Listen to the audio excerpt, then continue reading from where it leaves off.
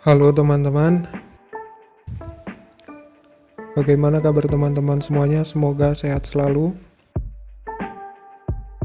Di hari ini saya akan memberikan informasi mengenai produksi kopi di Brazil ya teman-teman, dimana pada saat ini kita di Indonesia telah memasuki seperempat tahun ya, di tahun 2022. Itu artinya tidak lama lagi bagi petani kopi itu akan memanen hasil pertanian, di mana hasil pertanian salah satunya di Indonesia yaitu adalah kopi.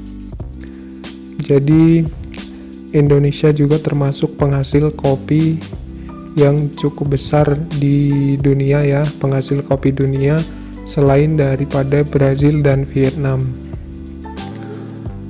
Teman-teman semuanya, jadi beberapa waktu yang lalu saya sempat membaca sebuah artikel di Google ya teman-teman, yang di situ menjelaskan bahwa produksi kopi di Brazil merosot sebesar 40%, dan itu akan jadi peluang emas bagi petani kopi di Indonesia.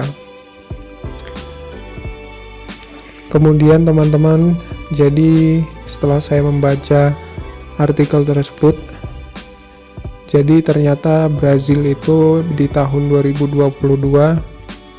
itu mengalami penurunan produksi hasil kopi sebesar 40% akibat cuaca ekstrim. Jadi artikel ini ditulis pada bulan 1 tahun 2022 ya teman-teman. Kemudian karena turunnya produksi kopi sebesar 40% di Brazil tersebut, ini akan menjadi peluang bagi kita petani kopi di Indonesia. Jadi dalam laman tersebut, Menteri Koperasi dan UMKM atau UKM Teten Mas Duki itu menyebut kopi Nusantara menjadi salah satu motor penggerak ekonomi nasional. Katanya saat ini Indonesia memiliki potensi emas untuk meningkatkan ekspor ke negeri seberang. Kemudian pada tahun 2020 ekspor kopi kita itu sebesar 394.000 ton. Kemudian pada tahun 2021 372.872 ton.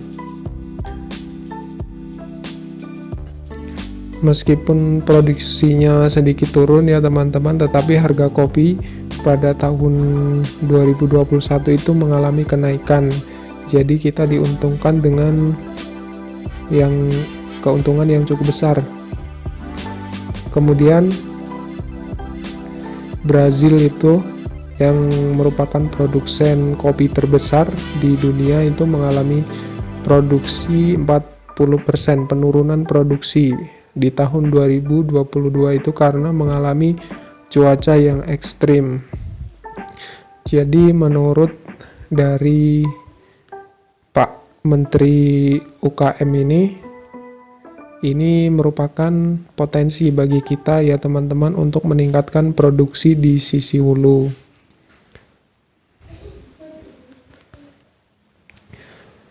Kemudian kebun kopi di Indonesia itu kebanyakan merupakan perkebunan swasta maupun milik badan BUMN ya teman-teman. Milik BUMN itu hanya 4%, sementara 96% itu milik perkebunan rakyat yang ditanam di tanah-tanah yang melibatkan 1,5 juta petani. Jadi petani di Indonesia ini termasuk besar ya teman-teman untuk petani kopi, yaitu 1,5 juta petani.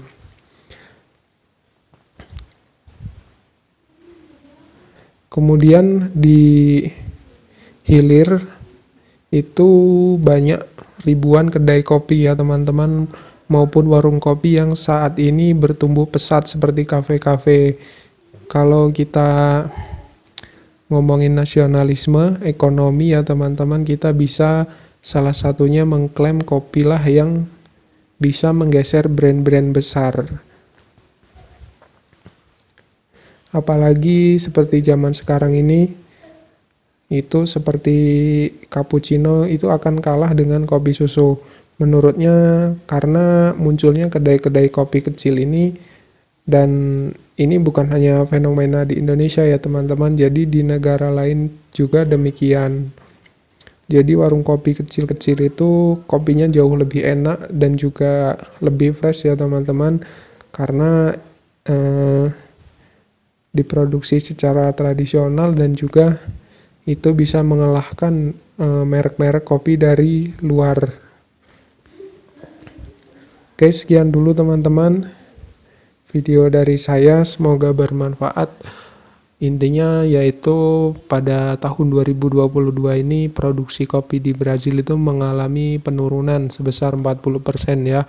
Jadi buat teman-teman semuanya yang juga merupakan petani kopi, ayo terus semangat untuk meningkatkan produksi hasil kopinya agar Indonesia ini juga turut serta menjadi penghasil kopi terbesar dan juga bisa mengalahkan dari Brazil ya.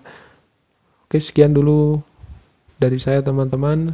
Terima kasih telah menyaksikan video ini. Buat teman-teman yang belum bergabung,